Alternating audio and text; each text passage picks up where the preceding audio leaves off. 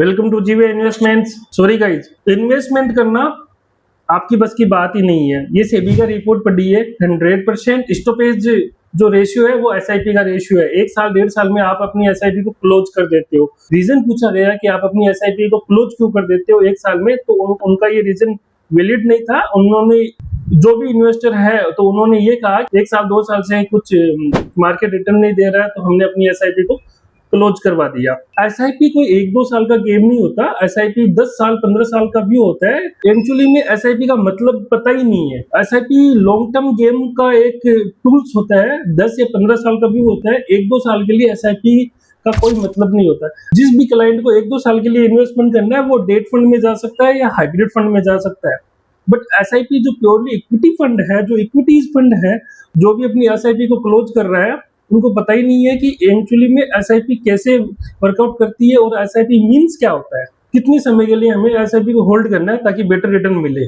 आपको एक छोटा सा एग्जांपल लेके मैं थोड़ा सा समझाता हूँ। चलो मान लीजिए कि 1 साल में जितनी एसआईपी क्लोज हुई है उतनी नई एसआईपी स्टार्ट भी हुई है, लेकिन स्टार्ट कम हुई है। जो क्लोज का रेशियो है वो ज्यादा का रेशियो है। म्यूचुअल फंड में एवरेजिंग का गेम होता है, कॉस्ट ऑफ एवरेजिंग का गेम होता है। उस मान लीजिए आप सपोज कीजिए कि 10 रुपए में आपकी कोई फंड की 10 रुपए की एनएवी चल रही है और आपने 1000 रुपए की एसआईपी की है। उस फंड में 10 रुपए की एनएवी से आपने 1000 रुपए की है तो आपके पास में 100 यूनिट्स आएंगे। म्यूचुअल फंड में एसआईपी का यूनिट्स का गेम होता है, कॉस्ट ऑफ एवरेजिंग का गेम होता है। मार्केट जब ऊपर जाता है तो नंबर ऑफ यूनिट्स आपको कम मिलते हैं, और जब मार्केट नीचे आता है, जब मार्केट क्रैश होता है तो नंबर ऑफ यूनिट्स आपको ज्यादा मिलते हैं। जब मार्केट डाउन होता है, जब मार्केट क्रैश होता है, तब आपको एसआईपी में और आपका पोर्टफोलियो एक स्ट्रॉन्गर कॉस्ट ऑफ एवरेजिंग का रिटर्न बन जाता है। सपोज दैट किसी फंड की 10 रुपए की एनएवी चल रही है और आपने 1000 रुपए की उस फंड में एसआईपी की है, तो 10 रुपए के हिसाब से आपके पास में 100 यूनिट्स आते हैं। नेक्स्ट 2 या 3 मंथ के अंदर मार्केट गिर जाता है और वो एनएवी 5 रुपए आ जाती है। 5 रुपए के अंदर आपकी 1000 रुपए की एसआईपी हिट होगी तो आपके पास में 200 यूनिट्स आएंगे।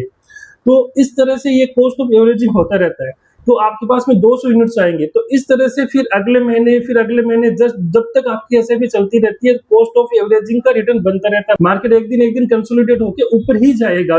लॉन्ग टर्म में आपका पोर्टफोलियो बनना ही है। तो जितना ज्यादा नीचे एक्यूमुलेट होगा मार्केट, जितना ज्यादा नीचे आएगा, उतना ज्यादा आपको कॉस्ट ऑफ यूनिट्स ज्यादा मिलेंगे और आपका पोर्टफोलियो बिल्ड होगा। फिर आपको मार्केट में 10 रुपए की एनएवी तक नहीं लेके जाना पड़ा।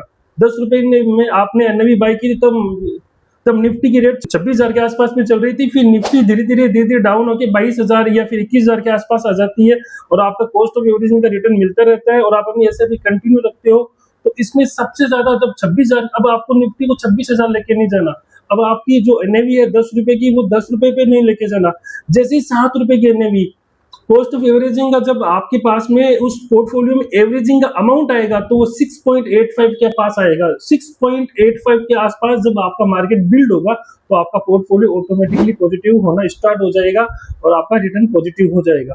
और लॉन्ग टर्म में आपका 12% 15% रिटर्न के आसपास में लॉन्ग टर्म में मिल जाएगा आपको।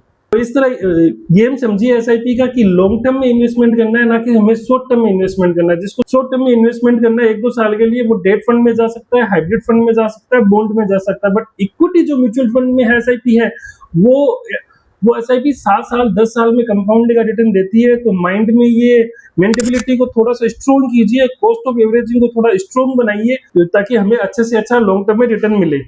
और आपको गिरते हुए मार्केट में एडवांटेज उठाना है और अपनी एसआईपी को कंटिन्यू रखना है, ना कि एसआईपी 1-2 साल में आप क्लोज कर दीजिए। तो कमेंट करके जरूर बताइए कि एसआईपी मीन्स क्या होता है। एसआईपी मीन्स जैसे सूर्य से प्रकाश मिलता है, वैसे ही एसआईपी 10 या 15 साल का गेम होता है। तो ये माइंड में क्लियर कर लीजिए कि एसआईपी मीन्स 10-15 साल। ये कोई गेम ही नहीं है शॉर्ट टर्म का, ये लॉन्ग टर्म का गेम है। तो एसआईपी मीन्स 10 या 15 साल का व्यू टारगेट लेके चलिए अपने फाइनेंशियली गोल के हिसाब से। एसआईपी मीन्स 10 साल। ये अपना एक एसआईपी का प्रोडक्ट कोई शॉर्ट टर्म के लिए नहीं होता। एसआईपी मीन्स 10 साल। ये कॉन्सेप्ट क्लियर रखिए और कंसिस्टेंसी के साथ में रेगुलर इनकम जनरेट कीजिए। लॉन्ग टर्म में कॉस्ट ऑफ एवरेजिंग का भी बेनिफिट उठाइए। Thank you so much.